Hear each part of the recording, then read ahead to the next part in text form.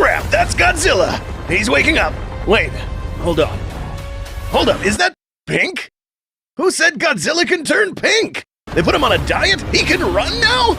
Don't worry, we can explain. In this episode, we'll not only give possible reasons why the G-Man changed colors in the new film Godzilla Kong: The New Empire, but also provide a breakdown of what else Godzilla will be able to do with this new form.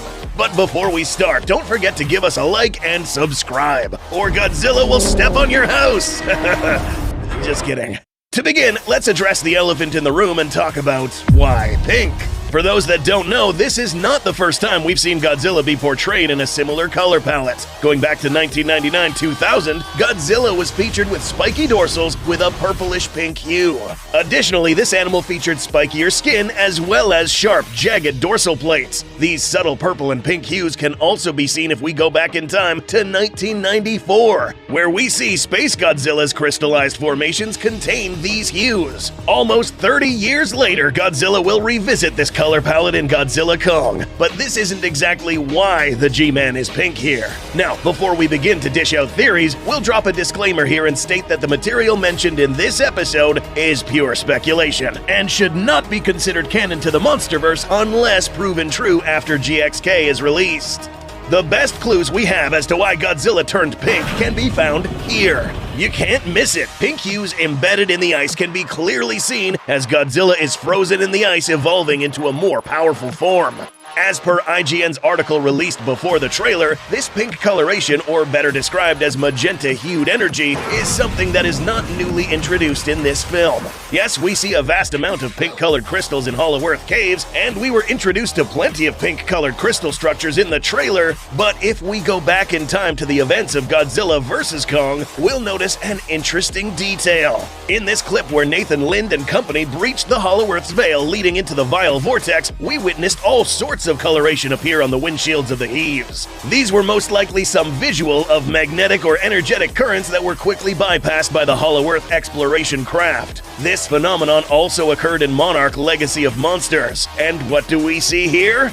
Pink, indicating that this coloration, along with the blue color signature, could be one of the several energy forms found down here. Keep in mind that this is science fiction, so not everything will align with the actual science. However, an interesting takeaway from this is that the color signatures or hues seen so far displayed by Hollow Earth phenomena closely resemble that of auroras. What are these? These are light displays that happen as a result of disturbances to the Earth's magnetosphere caused by solar wind, which happens to be highly radioactive.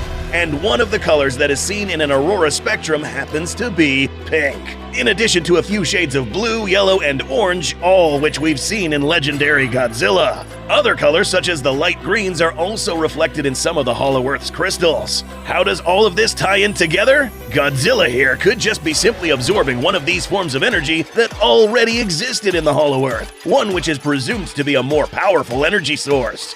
As a result, the G-Man's dorsal plates, which are responsible for expelling and storing this energy, will now reflect this pink hue. And not only that, something that always matches the color of these dorsals is Godzilla's atomic breath, which also happens to be, you guessed it, pink.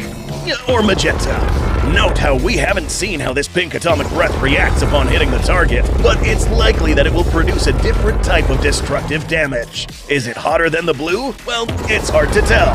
Note that blue-colored flames are one of the hottest, if not the hottest, in the temperature spectrum. Magenta isn't really found here at all, but looking at the RGB color spectrum, we find that this color is the combination of red and blue, the hottest and the least hottest of these, making the effects of the new atomic ray a mystery. And definitely up for grabs in this cinematic universe. So it may or may not be more powerful than Godzilla's blue atomic breath. Back to this clip, we find that this color is not exclusively found in crystals, but in forms of energy that take some sort of organic form as seen here, almost looking like veins of some sort serving as conduits for this energy. Yes, this stuff is probably an extremely strange form of energy that humanity doesn't understand. And perhaps the world is better off leaving this energy to be wielded by just Titans and not humanity. Which brings up the question, is Godzilla the only one wielding this new form of energy? Our best guess, probably not, and here's why. Now that we kind of have a good theory of why Godzilla turned pink, we need to think of the purpose behind this evolution. Note that this said more powerful form is probably a response to something that happened before this evolved state. Before, Godzilla used to glow blue, wielding energy that was probably surpassed by another foe. That's right, something or someone caused Godzilla to go take a nap and evolve. Perhaps someone who is also wielding this power. Who? Well, it's common knowledge by now that Scar King isn't going to be the only big kaiju around here causing problems. There is some cave art floating around, originally found in Call of Duty's Warzone Godzilla vs. Kong event, showcasing this creature, who was confirmed to be also appearing in Godzilla Kong. This animal of seemingly colossal proportions features what seems to be crystallized formations along its dorsal plates, possibly wielding an energy form that was able to best Godzilla's power, forcing the G-Man to then try to acquire this same energy to even things out. If true, we are seeing Godzilla become more powerful out of necessity and not just because. We'll cover this additional titan in more depth in a future episode. Subscribe to not miss it. This new energy that we are introduced to did a lot more than just make Godzilla glow pink. The absorption of this energy came with more interesting side effects.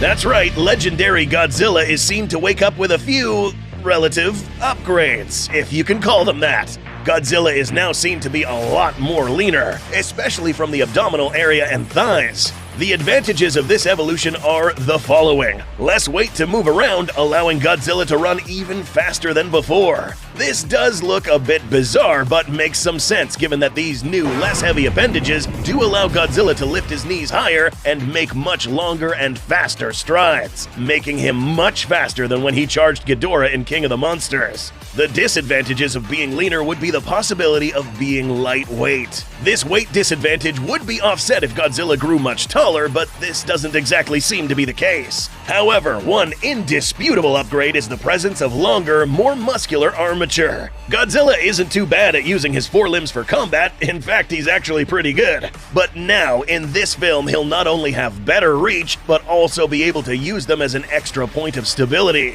Longer arms such as these would easily allow him to take a more effective quadrupedal stance, allowing him to stand up faster, crawl, or even climb. We can expect Godzilla to be an even more fearsome combatant thanks to this new design. Frankly, this was actually required for Godzilla, since Scar King will most likely be a strong and agile combatant. The new Titan? In some cases, it also helps a lot if you're much more agile than the big, heavy opponent. Godzilla has one last set of upgrades courtesy of his last evolutionary nap. If we look closely, we'll see that Godzilla evolved to have more thorny skin, most notably on the brows. These glowing formations were not there before, making him look more fearsome. Additionally, another spiky upgrade seems to be on the tail. If Godzilla's tail wasn't already OP, capable of flooring 121,000-ton kaijus with one swipe, this tail is now armed with thagomizers, a total of 4 to 6 dorsal plates that appear on the tips of this tail. Anything on the receiving end of this will have to endure the entire force of this tail on these smaller tips, making this a potentially lethal weapon that can kill with one well-placed hit. We've seen what a supercharged dorsal can do. Now imagine what a dorsal packed with centrifugal force, high temperatures, and sharp tips can do. Death is found on the end of this tail.